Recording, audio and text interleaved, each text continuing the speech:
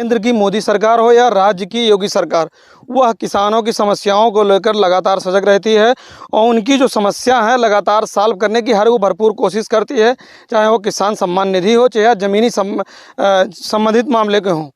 लेकिन बस्ती जनपद जो है, बस्ती जनपद के जो सल्टुआ क्षेत्र है, यहाँ एक किसान है कई वर्षों से अपनी जो उनकी सुविधा है, जो ज़मीन है, उसकी लड़ाई के लिए, उनकी जो ज़मीन जो मुआवजे उसके लिए लगातार कई वर्षों से लड़ाई लड़ रहे हैं। लेकिन अधिकारी जो हैं वह कानों में तेल डाल कर, आँखें बंद करके लगातार किसानों की जो समस्या है वह जस की तस बनी हुई है।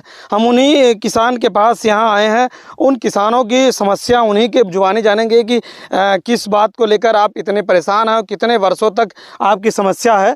हमारे साथ एक किसान मौजूद हैं, हम उनसे जानेंगे। चाचा जी ये बताइए, लगातार केंद्र की सरकार हो या राज्य की सरकार लगातार किसानों की सुविधा मुहैया के लिए सजग रहती है और किसान जो है, सरकार ये भी कहती है लगातार मंच से, चाहे योगी जी हों चाहे वह मोदी जी हों, लगातार वह किसानों की रीढ़ की हड्डी मानते हैं और कहीं ना कहीं सरकार बनाने में किसानों का अहम रोल है।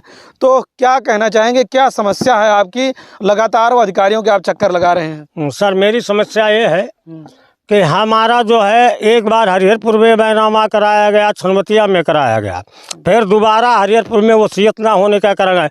लेकिन सिसवा बरवार में मेरा एक चक है 470 नंबर, उसमें नहर ज़बरदस्ती खोद दिया गया। हम पाई काश्तकार नहीं आ पाए, कई बार अधिकारियों का चक्कर लगाए, कोई सुनने वाला नहीं है। और जो सत्यानंद जी हमसे करवाए दोबारा तिबारा बैनामा, वो कहते हैं कि डिमांड हमसे करते हैं। ये सत्यानंद कौन है? सत्यानंद वहाँ के जो हमसे बैनामा करवाए थे दूसरी बार, हाँ, वो मतलब उसके नहर विभाग के अधिकारी हैं, कर्मचारी हैं। हाँ, ये लोग हम लोगों को गुमराह करते हैं, कहते हैं आपके खेत में नहीं गया है, आप प्रत्यक्ष देख लीजिए खेत में नहर गई है कि नहीं गई है। हाँ, यही समस्या मेरी है। ये सब को लेकर आपने जिलाधिकारी, जो जिले के अधिकारी हैं उनसे हैं, लेकिन कोई सुनवाई नहीं हुई। तमाम प्रार्थना पत्र दिए, वहाँ सिंचाई विभाग जो है, नहर विभाग, वहाँ भी गए कथित रूप से, हमारे 3-4 लोग गए, लेकिन कोई सुनने वाला नहीं। आज कर देंगे, कल कर देंगे, और 15 साल 16 साल खोदे, ना हमको फसल का मुआवजा मिल रहा है, ना मुझसे बैनामा। हम राजी हैं बैनामा करने के लिए, लेकिन इस पर कोई ध्यान नहीं दे रहा है कोई कर्मचारी अधिकारी। क्या कारण है जो अधिकारी इस तरीके से आपके बात को अनदेखा कर रहे हैं? अब हम क्या जाने सर, मैं तो खेती करता हूँ, अब क्या मेरा काम तो प्रार्थना करना है। अब उनके दिल में क्या बात है वो आकर के देख लें, प्रत्यक्ष अवलोकन कर लें, नहर गई है तो हमको मुआवजा दिलवाएं, हमारा पैसा जो होता है वो दें। सरकार लगातार किसानों को रीढ़ की हड्डी मानती है, उनकी समस्याओं को लगातार अपने अधिकारियों को हल करने के लिए आदेश भी देती है। तो क्यों अधिकारी क्यों आपकी बातों को लगातार इग्नोर कर रहे हैं? कुछ तो कारण होगा ही। उनकी मानसिकता खराब होगी सर।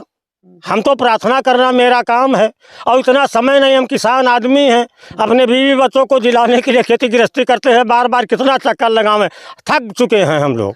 जो यहाँ के क्षेत्र के विधायक और सांसद जी हैं, इन सब मामलों को उनको जानकारी है? नहीं, सांसद विधायक आते हैं, या योगी जी के पास हमने कह किया था 1076 पर, तो ये हुआ कि वो रेवेन्यू विभाग है। हाँ, तो जिस तरीके से जो किसान की पीड़ा है वह साफ तरीके से झलक रही है।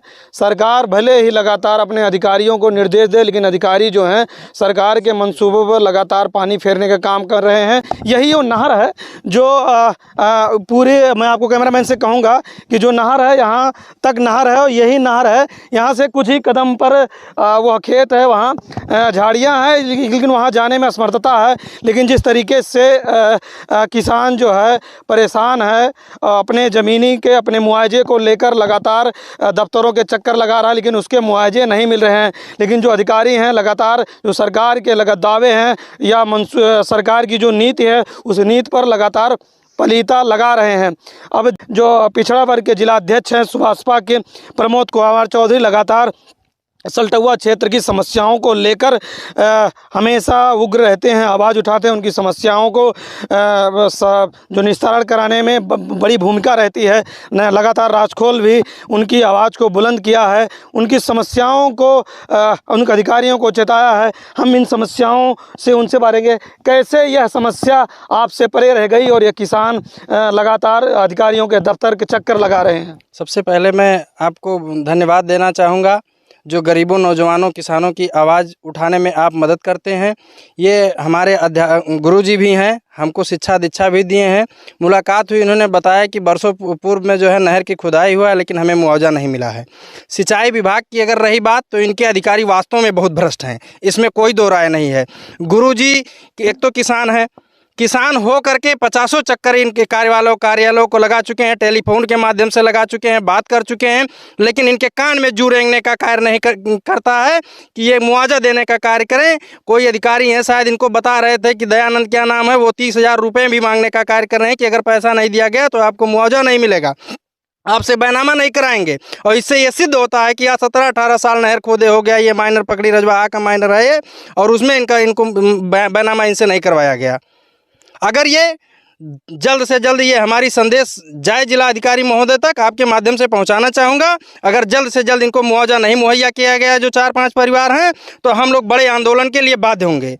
तो जिस तरीके से यह देखा जा रहा है, जो पिछड़ा वर्ग के जिलाध्यक्ष प्रमोद कुमार चौधरी हैं, वह आंदोलन की चेतावनी दे रहे हैं। देखना यह है कि यह जो समस्या है, किसान की जो समस्या है, वह साल पे होती है या बरसों पुरानी जिस तरीके से कागजों में, फाइलों में, दफ्तरों में बंद थी, वह आगे बनी रहेगी या साल होगी। बने रहिए राजखोल के लिए, बस्ती से रत्नेश्वर मिश्र।